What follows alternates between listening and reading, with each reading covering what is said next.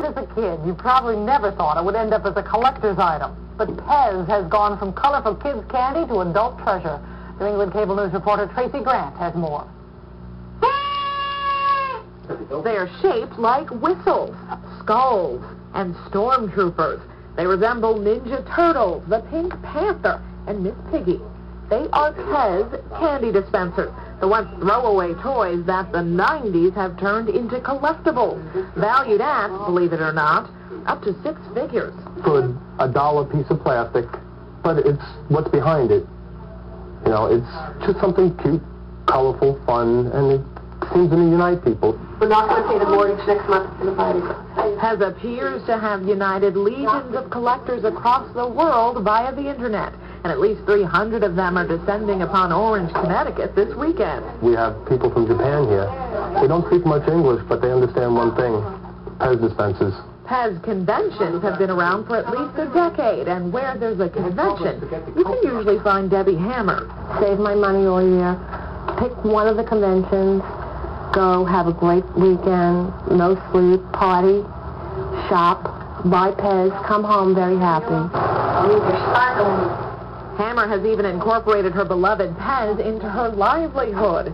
These days, she fashions gold and sterling silver into little Pez tubes to be worn as jewelry.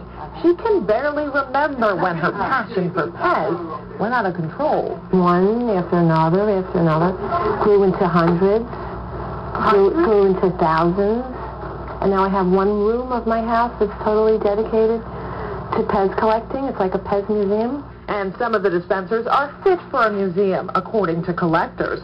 Obscure European models like these French comic characters are considered little works of art, worth several $1,000s. In 1920s Austria, Pez was invented as an alternative for smokers. The dispensers originally looked like cigarette lighters, but adopted the cartoonish heads decades later to appeal to children. For Nancy Kay and her family, it's an obsession. They kind of look at us and think, well, this is a kid thing. And, you know, you say, oh, what do you collect? And some people say, oh, stamps or coins. And we say, Pez. And usually the response is, oh, and then they change the subject. Just a stone's throw away from the convention site is Pez U.S. headquarters, right here in Orange, Connecticut. This is where they make that sweet stuff, but unfortunately, conventioneers will not be able to tour the facility. Representatives here have cited health concerns. Since early Thursday, I've been getting reports from Pez that people have been coming over to say hi and, like you said, paying their respects to the Pez factory. A lot of attention for a candy whose presentation was always better than its taste. Many conventioneers admit they don't even like the stuff. Tracy Grant, New England Cable News, Orange, Connecticut. TN9 News.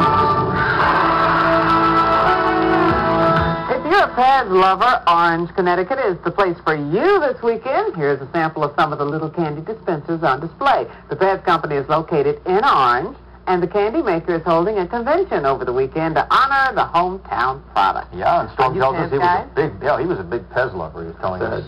Double-handled Pez dispenser. I never ate the candy, but I love the dispenser. Did you like the candy? No, not really. I didn't like the candy at all, actually. Send your cards and letters. But I like the dispensers a lot.